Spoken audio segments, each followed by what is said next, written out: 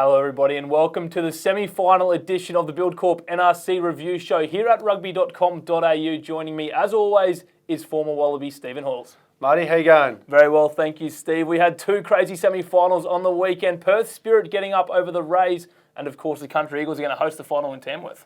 Yeah, well the Eagles got off to a disappointing start. The Rising started 2 consecutive tries and I thought they were in a bit of trouble, but probably the turning point for the Eagles was that intercept from Sam Figg, really put the Rising's attack on halt. And as you saw, the class of the Eagles really ran home to get themselves a home final in Tamworth this weekend. We've got the highlights of both semi-finals coming up for you now. Up in Newcastle for that first semi-final, the Rising getting off to a flying start. They got the first 2 tries in this one and had the Eagles on the back foot. Yeah, well, this is the turning point for mine. It was intercept from Sam Figg. No one was going to catch him here. Runs 45 metres untouched. That was a really good play from the Eagles, and that was what kick-started their day and what flew them home. And you can see here, as Figg plays a little bit of sevens, delaying the put down.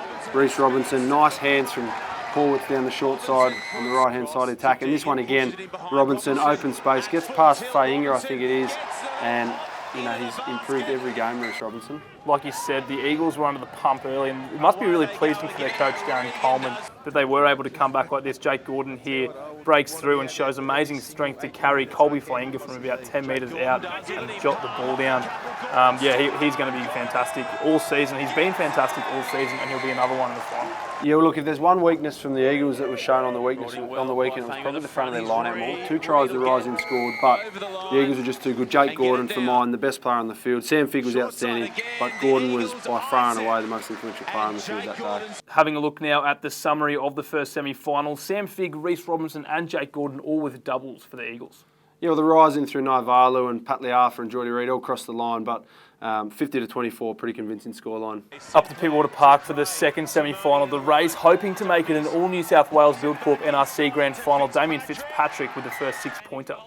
Yeah, the Rays had all the ball and they were looking like they were really comfortable, but then for a while they just started kicking a bit of territory away, and this was the Spirit's first opportunity, and every time they got down there, 20 minutes onwards, Ian Pryor was influential in most plays. He was named man of the match.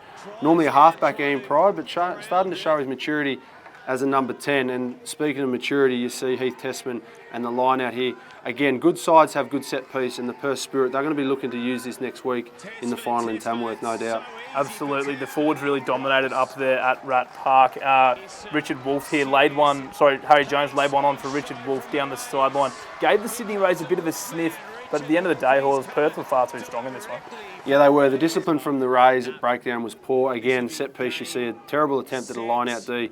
Failed to sack it. They jumped up single-handedly on their own. So the Spirit deserving winners for this game. And no doubt the Rays would be disappointed not to make the big dance. They went down 6 tries to 3 up at Pittwater Park. Yeah, look, the most disappointing thing for the Rays was they scored 2 of their 3 tries in the first 10 minutes, and then it took them 65 minutes to score another one. So a game they let slip, I think. Well, there was plenty of action the weekend, just the 2 games, but some wonderful tries, Marty. Heaps of great tries, Halsey. As always at rugby.com.au, we've picked out the top 5. Here they are. Past Meeks and now gets it wider to Jones. Jones goes on the outside. Getting back and making the ankle tap was Meeks. Jones still trucking. Jones, can he get there? Jones! Get to Lou in a second, Benny. Tuipulotu. Lovely hands from Debrasini to Naivalu. This is a sight. Sefa. Naivalu dummies. Oh! Welcome back to the NRC. Right. From Roy O'Connor. Here's some serious pace on show from the Rays. Here comes the Wolfman, Richard Wolfe, and he's coming directly for the Rays. Jeffries rakes it in. Gordon. He's one dangerous open field runner. Here's Paddy right round the corner. Figg. Oh, mama! Goes through. Finds Pryor. Already has 1 try. Chipping ahead for himself. Pryor. Oh, yes! Excellent to see Super Sefa Naivalu working off the back of a strong rising set piece there. Did you have a favourite, Halls? Yeah, I did. I think an honourable mention to Sam Figg's try, but for mine, Harry Jones, the bloke on his own, beat 5 defenders. So he's had a great season, and that's an example of what Harry Jones can do. Time for the big dance up in Tamworth now. Do you have a pick for us for the grand final? Yeah, I lean towards the home side, the Country Eagles, going back to Tamworth for the second time this year. Any particular reason why you think they might be favourites? I just think their attack is so much more potent. John O'Lance will be a big one if he comes in for the Spirit. That's a huge inclusion for them. But just the likes of Kellaway, Horwitz, Godwin, Deegan, Fig, a lot of players playing some really good footy for the Eagles.